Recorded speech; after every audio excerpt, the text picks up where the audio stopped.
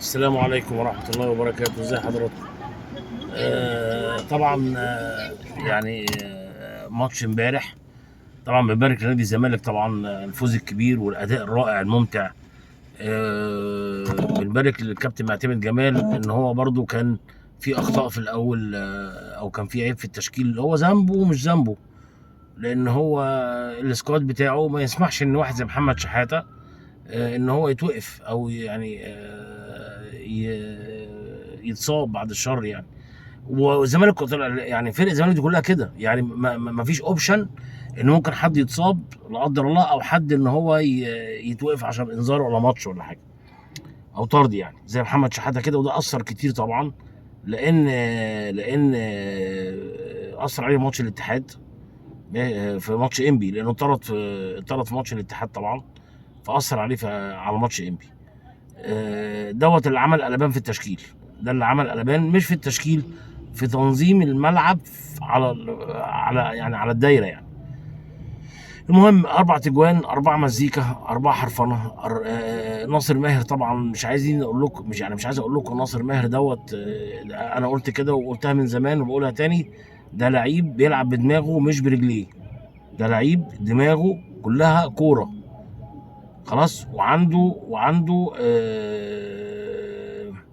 رؤيه، حافظ احداثيات ال 18 ايه، من هنا ومن هنا، واحداثيات ال 18، وبالتالي وقفه الجون ازاي، وعارف الجون بيعمل ايه لما الكره هتيجي من الناحيه دي، عارف ان هو بيتوقع، يعني عارف كمان توقع الجون ايه.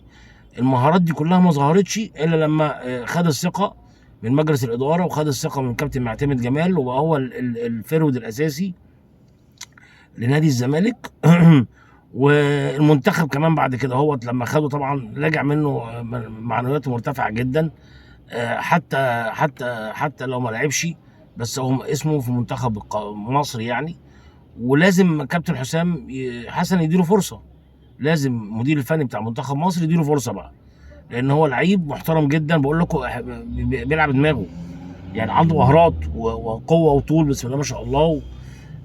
لكن مهاراته الاساسيه هي اختيار الاماكن المظبوطه في ال 18، المحاوله على كل كوره، الكور الميته بيحاول يحييها تاني، زي الجون الثالث كده امبارح بتاع الزمالك الثاني دي، لما اتقطعت، لما كان بيظهر له بزيره، وبعدين المدافع من قدام رجله سن رجله راح معليها فوق ومشتتها، راح هو جري لها بره خاشي، وخدها من المدافع، وراح لافف وراح شايطها فيرست تايم، جون ما شفناهوش ماركة بوشكاش، اللي شاف بوشكاش يعني خلاص، انا شفت الجون ده تقريبا كده مره في البوشكاش متسجل طبعا، وشفته لعلي خليل، الله يمسيه بالخير الكابتن علي خليل، طبعا في ماتش الاتحاد اعتقد، في ماتش الاتحاد وجاب الجون بنفس الطريقه دي. انما امبارح لا، يعني احنا وقفنا في الاستاد مش عارفين حتى نسقف ولا نضحك ولا مذهولين، يعني قعدنا 5 ثواني كده لحد ما ابتدينا استوعبنا ان الجون الجميل ده جه، فابتدينا نهيص بقى، الجمهور كله كده خلي بالكم، يعني الجمهور كله حتى لو تلاحظوا لو تجيبوا الهدف بعديه ب5 ثواني الجمهور راح هايج، مش في ساعتها يعني، لان كوره ميته حياها هو تاني وخدها ماشي، اتقطعت منه طلع لها بره ال 18، وراح واخدها بصدره من المدافع اللي هو عايز يوقفها بقى ويباصيها ويعمل فيها جلاليو يعني، وراح لاففها فيرست تايم، وراح واخدها على طول على الجون في الزاويه البعيده. جون مش ممكن. جمهور الزمالك امبارح شابوه ليه طبعا، جمهور الزمالك جمهور عظيم قوي يا جماعه، حتى لو انت مش قاعد معاهم في نفس المدرج، احنا كنا قاعدين في المقصوره ومش قاعدين في المدرج معاهم، لكن انا قعدت معاهم كتير قبل كده، يعني قعدت معاهم كتير قوي قوي قوي واحنا صغيرين واحنا طلبه وكلام من ده، لكن بتحس خلاص بتخش بتحس بجو الاستاد، بالجمهور، ان الجمهور ده عامل لك حاله جواك، حتى لو انت مش قاعد وسطه، قاعد قدامه او في اي مدرج تاني، لكن جمهور غير طبيعي يا جماعه، غير طبيعي لحد الساعه 8 الا ربع ماشي، وفرقه الاوركسترا لسه ما دخلتش، يعني فرقه الاوركسترا، الطبله والمزمار والحاجات دي اللي انت عارفينها دي، وحاجات الاكروبات بتاعت المسرح دي ما دخلتش، لان كانوا واقفين بره. لازم يخشوا واللعيبه بتبتدي تنزل الملعب عشان تبتدي. فيعني انا مش عايز اقول لكم الجمهور ده عامل ازاي، جمهور مثقف، جمهور ابن ناس، جمهور غالبيه الولاد الصغيرين اللي فيه بسم الله ما شاء الله عليهم يعني خارجين مدارس لغات وجامعات امريكيه، جمهور محترم، جمهور نظيف يعني. الغالبيه فيهم، انا قلت الكلام ده من زمان كتير يعني قوي، سواء في الاطفال او في الشباب او في الناس الكبيره، كمركز وكعيله يعني. فالمهم، امبارح نادي الزمالك، اللعيب اللي كان موجود بسبب اسمه ايه ده، محمد شحاته، خلاص، كان اتسبب ان احمد ربيع اتظلم.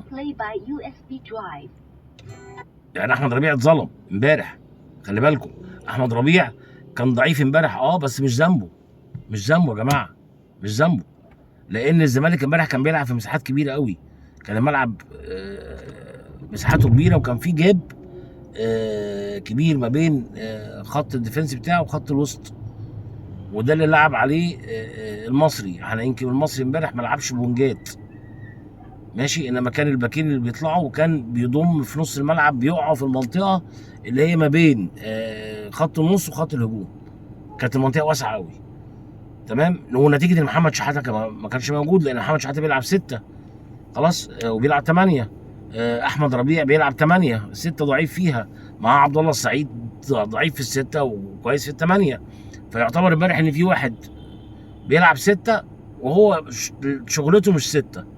كان محمد شحاته شغلته ال6 وال8 بس، والاثنين بيجيد فيهم، لكن ال6 بتاعت محمد شحاته كانوا بيبقوا واقفين ورا بعض، يعني محمد شحاته وهو كانوا بيبقوا واقفين ورا بعض، فطبيعي جدا ان هو يبقى خط نص مقفول. لكن اللي حصل امبارح ان كان في مساحه كبيره جدا، الزمالك كان المفروض يضيقها شويه، يعني يلعب في 25 30 متر بكتيره، ما يلعبش في المساحه الجامده دي قوي، تمام، علشان يقدر ان هو يسيطر على نص الملعب. محمد اسماعيل امبارح برضو نفس الحكايه، برضو ما كان مهزوز شويه، لان هو لقى مساحه كبيره جدا برضو قدامه، فبيخاف يعني ما بيحبش يطلع بالكوره، كان بيباصيها من ورا، انما مش عايز يطلع بيها ويكسب مساحه، لان لو اتكشف ماشي والعمق بتاع الزمالك كان بيلعب عليه المصري، كان خلاص كان هيطلع بره اللعب، هيلاقي وراه باك او وينج او كلام من دوت، او لعيب من نص الملعب يستلم من الناحيه دي. صلاح محسن كان مرمي ناحيته، ناحيه بنتايك، خلاص، عشان برضه يخلي فتوح يسيب نص الملعب ويفضيه كمان، لان فتوح مرة كان بيلعب في نص الملعب مع احمد ربيع ومع عبد الله السعيد. الهدف اللي جه طبعا فينا طبعا كان الواد الرقم 27 ده اللي هو الجديد دوت. انا اول ما لمس الكوره قلت الواد ده خطير جدا جدا، يعني هو اللي عامل الشغل كله، وهو اساسا جناح بس كان بيلعب في قلب الملعب، يعني هو اساسا جناح، خلاص، جناح وبلاي ميكر وبيلعب في نص الملعب، فكان خطير جدا، والمساحه دي هي اللي تسببت في الجون اللي دخل في الزمالك. لكن برضو كان دقيقه 13 تقريبا او دقيقه 12، انا كنت قاعد وواثق تماما باذن الله ان الزمالك مش هيخلص الشوط ده كده، يا هيتعادل يا يغلب. لحد الشوط الثاني ولحد الجون اللي اتلغى للزمالك اللي هو اوف سايد، كان في 4 اوف سايد، كانت بنفس الجمله اللي اتعملت، وجا منها الجون بقى التعادل، اللي هو الكره تبقى ناحيه اليمين او الشمال، خلاص، جمله متحفظه، تحس انها متحفظه كده، وياخدها بزيره، ياخدها فتوح، خلاص، ويرفعها تشيب او لوب كده من فوق على ابعد لعيب عند اقرب زاويه للجون. اتعملت امبارح من الناحيه اليمين برضو عن طريق بزيره برضو، وكان في 4 اوف سايد. لما اتعملت المره الثانيه بقى، اتعملت نفس الموضوع برضو بزيره، برضو كان عبد الله السعيد معاه الكوره، برضو هو اللي عاملها البزيره، بدل ما عبد الله السعيد يخش ويرفعها، خلاص راح مديها البزيره ناحيه اليمين، كانت شارع بقى، لان كله كان متوقع ان عبد الله السعيد هيرفع الكوره في ال 18.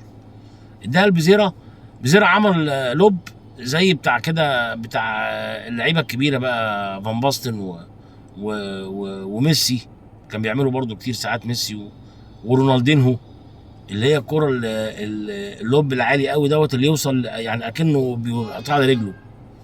وعدي الطباخ طبعا مش عايزين نتكلم يعني على مجهوده وعلى بصراحه أحسن من احسن اللعيبه امبارح، اللي كانت موجوده. كتمها كتمه على وش رجله الشمال، كتمها كتمه على وش رجله الشمال، الشمال، كتمها كتمه قبل ما تنزل الارض. يعني اللعبه دي يبقى لعيب كوره جامد جدا، يعني ان هو يروح كاتمها كده وهي جايه على وش رجله من قدام، بحيث انها ما تبعدش عنه، وبعدين يروح اكنك جبت مغناطيس، الكوره جت عليه وبعد كده رحت انت حاططها في الزاويه البعيده. جون حلو جدا جدا جدا. وده اللي خلى نادي الزمالك يبتدي بقى يفوق لنفسه شويه كده. ونفس الجمله برضو فتوح امبارح كان رائع جدا جدا. يعني لولا بس ان ناصر منسي جاب الجون دوت التاني، انا كنت عايز ان فتوح هو زمان اوف ذا ماتش امبارح. لكن فتوح امبارح برضو كان ليه دور كبير جدا في نص الملعب، كان قايم ب8 وقايم ببلاي ميكر، وكان هو عبد الله السعيد، كان عبد الله السعيد بيسقط وراه وهو بيطلع قدام. يعني بص، يعني عضاية دباغ يمين وشمال يمين وشمال يمين وشمال، حاجه مش معقوله، يعني حاجه مش معقوله بصراحه يعني. ومجهود عالي جدا جدا جدا. تبتدي من بزيرة برضو، خلاص يحطها الفتوح، خلاص فتوح ياخدها. بصوا بقى الجون ده معلش تراجعوا عليه تاني، فتوح ياخد الكوره ماشي، خد بالك انت بقى، خلي عينك انت على مين، على ناصر منسي وهو بيتحرك ما بين السرد باكات ومطلعهم قدامه عشان الاوفسايد. بص بقى كام قرار، توقع ان الكره هتروح لفتوح، خلاص اتحرك ما بين السرد باكات عشان يطلعهم قدامه، وعشان يوهمهم ان فتوح هيلعبها له في ظهرهم، وراح فتوح يلعبها له العكسيه ناحيه اليمين، يروح هو بقى اتخلع من ورا ظهرهم وجاي على الكوره، ويروح يبقى المساحه فاضيه، عمال بالسرد باك يروح له بقى في مساحه وفي الزاويه العكسيه برجله اليمين، حاجه غير طبيعيه، جون غير طبيعي. الجون ده حلاوته في تحرك بتاع ناصر بيه باشا منسي. التحرك بتاعه برضه بيثبت ان هو لعيب بيلعب دماغه فيها كوره، ازاي يفكر وازاي يخدع، وبياخد 3-4 قرارات في وقت واحد. يخلص الشوط الاولاني، الشوط الثاني ينزل. كنا بقى متوقعين في اوضه اللبس تحت ان الكابتن معتمد هيبتدي يضيق المسافات شويه. ضيقها في الاول خالص ان هو لعب ب3 ورا، وخلى بعمر جابر وحسام عبد المجيد وبن تايج، وبعدين خلى محمد اسماعيل يسقط على الدايره ورا احمد ربيع وورا عبد الله السعيد وورا فتوح، يعني يبقى في 4 في الدايره على شكل مربع. فخلى المساحه اللي في النص ديت قلت، بقى الزمالك بيلعب في 25 متر. الزمالك بقى يلعب ب 25 متر، ابتدى الزمالك يطلع بالكوره، خلاص ابتدى الزمالك يبقى ياخد الكره الثانيه بتاعت المصري. خلاص ما هو المصري بقى الاستحواذ في الشوط الثاني كان استحواذ سلبي، خلاص بقى الزمالك يلقط الكره بقى الثانيه دي ويبتدي يلعبها ناحيه الشمال، خلاص عند بن تايج او عند فتوح او وبزيرة من فتوح، ويبتدي بقى عدي الدباغ هو اللي يسقط ويطلع ناصر بيه باشا منسي يسحب له سرد باك بره ولا حاجه. يعني الجمله دي تحس برضو انها جمله متمرنين عليها. فالزمالك كان احيانا بيلعب ب3 خلاص ورا، واحيانا كان بيلعب بال4، وكان بيرجع ناصر منسي او عدي الدباغ كان بيرجعه جنب بزيرة في قلب الملعب، او كان ساعات يحط بزيرة في قلب الملعب ويستغنى عن جناح. فالزمالك سيطر على الكره الثانيه طول الماتش، وجا منها الجون الثالث اللي انا بقول لكم عليه بتاع ناصر بيه باشا منسي. واخد 3 قرارات، يعني واخد قرار عشان ياخد كره بزيرة ويجيبها جون، المدافع شتتها. بصوا كام قرار. واخد قرار ان هو يروح للكره يجيبها من بره مع انها خلاص كره ميته، سقط على رجل المدافع اللي هياخدها بعد كده وخلاص، ادي قرار. وهو بياخد القرار دوت حافظ الجون هيبقى واقف فين الجون هيبقى واقف فين، خلاص. والقرار الثالث ان هو ياخدها فيرست تايم ويروح لعبها كده بالمنظر ده من بره ال 18 اللي مفيش حد يتوقعها، لا احنا ولا جمهور ولا مدرب ولا حتى مجلس الاداره اللي كان قاعد جنبنا فوق برضه مذهولين، عاملين يقولوا ايه ده ازاي ومش ازاي ومش عارف ايه. بيسيرا نفسه ما شافش في البرازيل حد بيعمل الجون ده. يعني بيسيرا في البرازيل ما شافش حد بيعمل الجون ده. فمش ممكن يعني مش ممكن يعني مجهود جامد قوي لعبد الله السعيد، مجهود جامد قوي لناصر منسي، مجهود جامد قوي لبيزيرا، خلاص. فطلع بيزيرا ونزل الونش علشان الحته بتاع يلعب باربعه بقى صلاح ورا ويطلع محمد اسماعيل في قلب الملعب، وراح منزل ادم كايد طبعا، وراح منزل عمرو منسي يعني عمرو ناصر، وراح مطلع ناصر منسي، تمام. وادم كايد بقى الحقيقه يعني امبارح الجون اللي هو الجون الثالث بتاع ناصر منسي ده بسببه هو. يعني الجون الثالث بتاع ناصر منسي ده بدا من ادم كايد، والفنت اللي خده، وبعدين وهو بياخد فنت ده راح عامل كوبري للولد اللي دخل عليه. يعني بصوا، لا لا لا لا لا لا لا، مسك كوره على ارض الملعب كويس جدا، داس على كورته كويس جدا. عمل برضو طفره شويه. وكان برضو هو معتمد كمان منزله في نص الملعب برضو، يعني برضو هو ابتدى يزحمها بقى، خلاص يبتدي يزحم نص الملعب بقى. عمرو ناصر كان بيسقط برضو ورا شويه، كان بيستلم، عامل محطه ناحيه اليمين ناحيه عمر جابر، تمام. وعبد الله السعيد طبعا قبل ما يطلع، طبعا ما طلعش عبد الله السعيد، والله ما فاكر اذا كان طلع ولا ما طلعش عبد الله السعيد. يعني بصراحه يعني بسم الله ما شاء الله عليه، الله اكبر يعني، لا ولا عيل عنده 20 سنه. رفع الكورنر لحسام عبد المجيد بقى. اقول لكم بقى الجون الرابع ده، حسام عبد المجيد كان بيطلع في الكور الثابته والكورنرات عشان يجيبها هو هيدر محترم يعني. فكان بيعمل ايه؟ كان بيجي في ال 18 يخش جوه ماشي، ويسمح لباك ان هو يمسكه يحطه في ظهره. وانا عمال اصرخ من ساعتها، يا ابني ما تخشش ال 18 الا لما الكوره تترفع، خليك تعالى من بره، خليك من بره، عشان لو حد فكر يمسكك يطلع لك بره ويسيب مكانه جوه الصندوق. عملها بقى المره دي، طلع من ورا ما دخلش الصندوق. عبد الله السعيد زي ما يكون حاططها له بالمقاس، وجي طاير عمل التيك اوف بتاعه اعلى من الناس كلها، وراح رازعها في الجون الرابع اللي مش هو مصر بعد الجون الثالث خلاص يعني. حتى لو الجون الثالث ده كان الجون الثاني، يعني في فرق هدف بينك وبينه. المصري نفسه لعيبه المصري والجون جالهم تشوك من منظر الهجمه اللي جت والجون اللي دخل يعني، تمام. فعايز اقول لك يعني ان المصري بعد الجون الثالث اتهزم نفسيا، وكان عنده استعداد يشيل كمان رابع وخامس. ماتش مهم جدا في ال3 بونت يخليك تسافر في افريقيا. احنا مسافرين ان شاء الله، هيسافروا يوم الثلاث بكره، وان شاء الله باذن الله ربنا يوفقهم وما يرجعش حد مصاب، لان زي ما قلت لكم الزمالك مش حمل حد يتصاب او يتوقف، خلاص يعني ما ينفعش. وامبارح كنت خايف جدا على بيسير عشان حد يصيبه طبعا، او يعني مش عارف بقى كابتن معتمد لما يعني يخلي باله قوي من الاستشفاء اللي هيتعمل النهارده، اذا كان هيعمله النهارده ولا هيعمله بكره هناك في الجزائر يعني، خلاص. لازم يستشفى كويس جدا عشان العضلات نفسها تاخد الراحه بتاعتها. مبروك لنادي الزمالك. نادي الزمالك عمره ما يقع. نادي الزمالك عمره ما هيبقى قطب الثاني زي ما بيقولوا وطلعوا قطب الثاني. ما فيش حاجه اسمها قمه، القمه دي ما بقتش للزمالك، بيراميدز خد مكان الزمالك،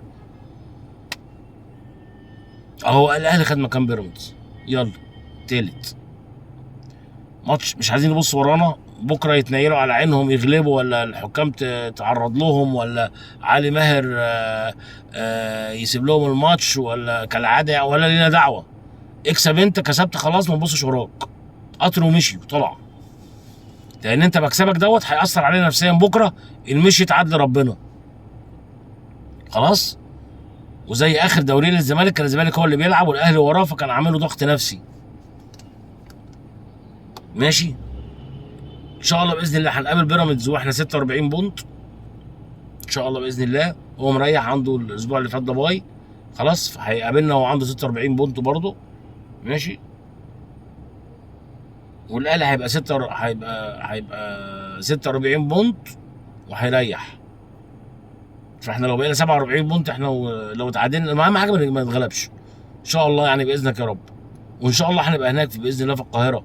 الست ماتشات دول بالنسبه لنا خلاص وهبناها كده لله، ان احنا ان شاء الله وعزمنا ان احنا الست ماتشات دول هنحضرهم مع اللعيبه في الملعب ان شاء الله باذن الله لحد ما ربنا يوفقنا وناخد البطوله دي باذنك يا رب بالحلال. بالحلال، وافتكروا الكلام ده كويس قوي، بالحلال.